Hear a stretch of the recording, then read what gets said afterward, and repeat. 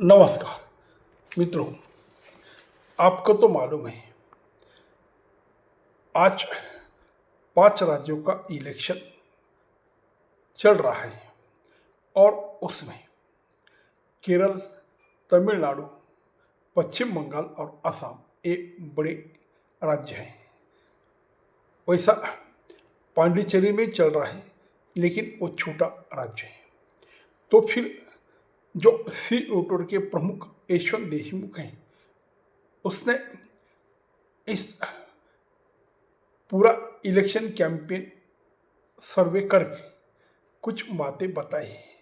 वो बातें सुनकर ऐसा लगता है कि कुछ राज्य में जो स्थानिक मुख्यमंत्री हैं उनको लोग बदलना नहीं चाहते, और दो ऐसे राज्य हैं जिसमें लोग सरकार बदलना चाहते हैं। तो फिर अब पहले शुरुआत केरल से करेंगे। केरल में आज सत्ता में लेफ्ट है और उनको कांग्रेस टक्कर दे रही है। वैसा बीजेपी का भी छिड़काव वहाँ पे हो गया है, लेकिन बीजेपी को यहाँ पे सत्ता नहीं मिलेगी। कुछ जगह उनको जीत तो मिल सकती है, लेकिन सत्ता लाना बहुत ही मुश्किल है। तो फिर 15 साल से केरल में लेफ्ट का सरकार है और कांग्रेस पिछली बार जीतते जीतते हार गई थी, लेकिन इस बार ऐसा लगता है कि कांग्रेस जीत जाएगी, क्योंकि केरल में जो सरकार है उससे लोग बहुत नाराज हैं और लोकप्रिय चेहरा भी वहाँ पे नहीं है। वो जो कांग्रेस जीतने की स्थिति में है, लेकिन केरल अपना खेल खुद खराब कर सकती है कांग्रेस, क्योंकि कांग्रेस का हमेशा ये रहता है कि जीती हुई बाजी वो हार भी सकती है, और ऐसे पहले हुआ है। हरियाणा में वो सब सर्वे में आगे थी और जीती रही थी, लेकिन उनके जो अंदर के गट्स हैं, वो जो नेता है उसमें खींचतान चल रही थी। ऐसे ही खींचतान केरल में भी चलेगी और इसका इनको परिणाम भुगतना पड़ेगा। और केरल में जो बीजेपी के वोट बढ़ेंगे वो लेफ्ट का काम खराब कर रहे हैं, क्योंकि लेफ्ट के निकले हुए मतदाता कांग्रेस को ना वोट देने के बजाय वो बीजेपी की तरफ जा रहे हैं। इसमें ज़्यादा से ज़्यादा हिंदू ही मतदाता है, और बीजेपी का बढ़ता हुआ ग्राफ लेफ्ट ले मुश्किलें बढ़ सकता है, और लेफ्ट छोड़ने वाले जितने ही मतदाता हैं वो सीधा बीजेपी को जुड़ रहे हैं, इसलिए बीजेपी का ग्राफ बढ़ेगा। लेकिन कांग्रेस इस राज्य में आज की स्थिति में जीत रही है। फिर बीच में क्या होता है, उनके नेता साथ में लड़ते हैं, क्या उसमें भी खींचतान होती है, ये तो फिर आगे समझेगा। क्योंकि केरल में मुस्लिम और क्रिश्चियन 50% है और बाकी हिंदू 50% है। तो हमेशा लेफ्ट को मुस्लिम और क्रिश्चियन वोट देते हैं, और कांग्रेस को हिंदू मतदाता क्रिश्चियन और लेफ्ट ये मुसलमानी मत देते हैं। लेकिन इस बार बीजेपी की तरफ ज़्यादा से ज़्यादा हिंदू वोट जा रहे हैं, तो इनका ही फटका कांग्रेस को और लेफ्ट को दोनों को हो रहा है। तो फिर देखेंगे कि इलेक्शन होने के बाद क्या होता है।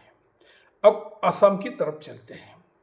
असम में एक तरफा जीत हेमंत बिस्वा शर्मा यानी बीजेपी की हो रही है, क्योंकि इनको 4% की बढ़त मिल रही है।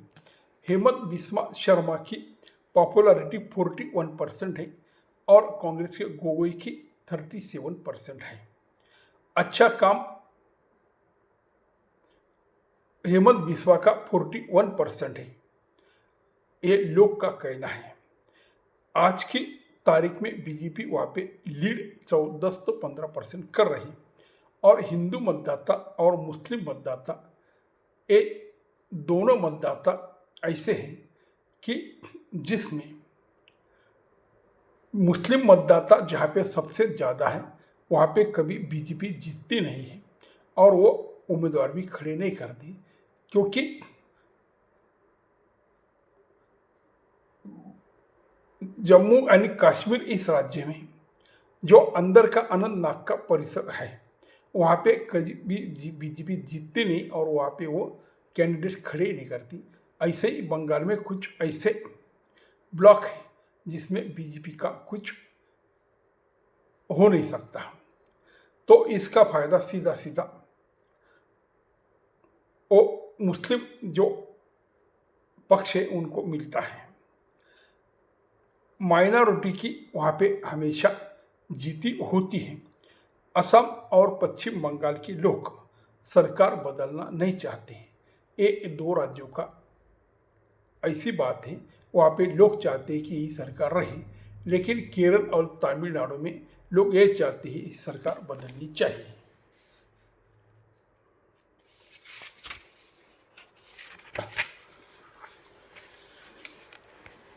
अब पश्चिम बंगाल की तरफ आते हैं। पश्चिम बंगाल में हमेशा आज तक जो एग्जिट पोल हुए हैं वो गलत साबित हुए, ऐसे ये पत्रकार मानते हैं। लेकिन यहाँ पे लोग सरकार से खुश नहीं है, ये 33% आंकड़ा आता है, और बहुत ही खराब ये 37 का आंकड़ा आता है।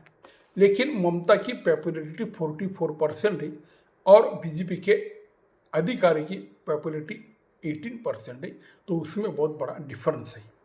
और मुसलमान, महिला और भद्र लोग ममता के साथ भी पहले ही थे और आज ही है, तो इनको जब तक बीजेपी शांति नहीं, जब तक बीजेपी की तरफ भद्र लोग महिला आते नहीं, तब तक बीजेपी को यहाँ पे ऐश मिलना बहुत कठिन है, क्योंकि मुसलमान यहाँ पे कभी उनके साथ आएगा नहीं। लेकिन इस बार जो हर बार जीतने में सबसे ज़्यादा मुसलमानों का ही मतदान ममता को मिलता है। इस बार कबीर और ओबीसी का जो गठबंधन हुआ है, इनका कितना इफेक्ट होगा वो भी देखना पड़ेगा। 30% वहाँ पे मुस्लिम है, उसमें से ऐसी तो 90% हमेशा ममता की तरफ जाते हैं, और ये 70 तो 80 जो असेंबली है उस पर इफेक्ट करती है। पिछली बार ममता जी को 80 असेंबली सीट यहाँ पे मिली थी, इस बार उसमें क्या बदलाव आता है वो तो बाद में समझेगा। तो फिर 30% मुस्लिम, 10% महिला और 10% भद्र लोग जब साथ आएंगे तो ममता को हराना मुश्किल हो जाएगा। बीजेपी का विस्तार हमेशा पूरा देश में शहरी में हुआ, लेकिन बंगाल में ग्रामीण से वो आगे निकली है।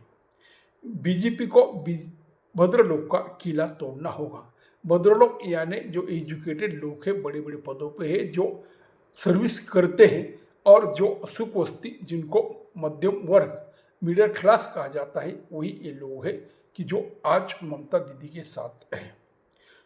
तो फिर बीजेपी 38 तो 40% से वहाँ पे हमेशा स्थिर है, लेकिन इस बार कितनी बढ़त मिलती है ये भी देखना पड़ेगा। तो इसी वोटर के जो देशमुख साहब है वो कहते हैं कि बीजेपी को थोड़ा रुकना पड़ेगा और 5 साल वेट करनी पड़ेगी, इनका कहना है। अब आएंगे तमिलनाडु की तरफ। तमिलनाडु में डीएमके और एआईएडीएमके ये दो पक्ष है, उसमें बीजेपी का कोई अस्तित्व तो नहीं है। लेकिन विजय जो स्टार है, जो फिल्म के बड़े स्टार हैं, उनका ही बहुत अच्छा ग्राफ है। लेकिन जैसा जैसा इलेक्शन आ रहा है वैसा वैसा उनका ग्राफ कम हो रहा है, ये देशमुख साहब कहते हैं। और यहाँ पे एक अलग बात है कि पूरा भारत में मोदी आगे है, राहुल गांधी पीछे है, लेकिन दक्षिण में राहुल गांधी आगे है और मोदी पीछे है, ये भी सुनने को मिलता है। जब विजय बीजेपी में इस इलेक्शन में चले जाते तो आज ही पलानीस्वामी मुख्यमंत्री बन जाते और एआईएडीएमके के हैं, यानी जयललिता के पक्ष के हैं। जैसा पीके में बिहार में पीके के लिए बहुत ही बढ़िया दिख रहा था, लेकिन जब इलेक्शन हुई तो उनको एक ही सीट नहीं मिली, वैसा ही विजयन का हो सकता है, ये देशमुख साहब कहते हैं।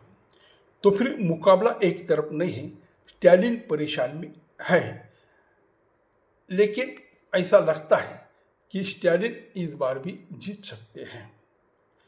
तो फिर मोटी मोटी बातें ये हैं कि बीजेपी का ग्राफ लेफ्ट लीग के लिए केरल में हानिकारक है। असम की अंदरूनी लड़ाई कांग्रेस को नुकसान पहुंचा सकती है। मुसलमान भद्रलोक महिला ममता के साथ हैं। भद्रलोक ममता को छोड़ नहीं रहे हैं। असम बंगाल के लोग सरकार पलटना नहीं चाहते हैं, लेकिन तमिलनाडु और केरल के लोग सरकार बदलना चाहते हैं। तमिलनाडु में विजयन डीएमके का काम आसान कर सकते, यानी स्टैलिन जीतने की उम्मीद विजयन की तरफ से हो सकता है। और हिंदू वोटर लेफ्ट को छोड़कर बीजेपी में आ रहे हैं।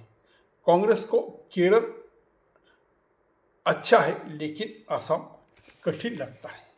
तो मित्रों, ये 4 राज्यों का एक जो सर्वे बताया गया है उसमें के एक कुछ बातें हैं जो आगे इलेक्शन के बाद उसमें क्या बदलाव हुआ, इसमें से कितने सच निकले और कितने गलत थे, और उसमें क्या क्या और चेंजेस आए, और राज्यों में क्या क्या बदलाव आए, और जो पक्ष है उसने कितने स्ट्रांग से इलेक्शन कैंपेन की, कितने नेता उतारे और लोगों ने उन नेताओं पर कितना विश्वास किया।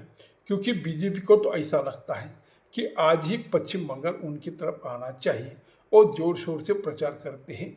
पिछली बार ही बहुत जोर लगाया था, आज भी जो शाह है वहाँ पे रैली कर रहे हैं और मोदी भी जल्दी ही वहाँ पे इलेक्शन कैंपेन करेंगे। लेकिन ममता दीदी के सामने बीजेपी के पास इतना ताकतवर कद्दावर नेता नहीं है। वैसे शुभेंदु अधिकारी पहले उनके ही साथ थे ममता के, लेकिन बाद में वो बीजेपी की तरफ चले गए। उसने सिंदूर में ममता दीदी को पिछली बार हराया था और आज भी भवानीपुर में वो ममता दीदी के सामने डट के खड़े हैं। यहाँ पे जो ममता दीदी हार गए तो उनका कैरियर पूरा चौपट हो जाएगा, क्योंकि पिछली बार सिंदूर में ममता दीदी हारी थी, लेकिन वो 2 सीट पे खड़ी थी। इस बार वो सिर्फ भवानीपुर पे ही खड़ी है, वहाँ पे मुस्लिम वोटर ज़्यादा है। लेकिन शुभेंदु अधिकारी ताल ठोक रहे हैं कि मैं ममता दीदी को हराऊंगा। तो फिर देखेंगे क्या क्या होता है आगे। आपको एक एपिसोड कैसा लगा, मेरा विश्लेषण कैसा लगा, वो जरूर कमेंट में लिखो। इससे मेरे को हौसला आएगा और आगे मैं आपको यही ज़्यादा से ज़्यादा इलेक्शन कैंपेन के बारे में जानकारी देने का कोशिश करूँगा। नमस्कार।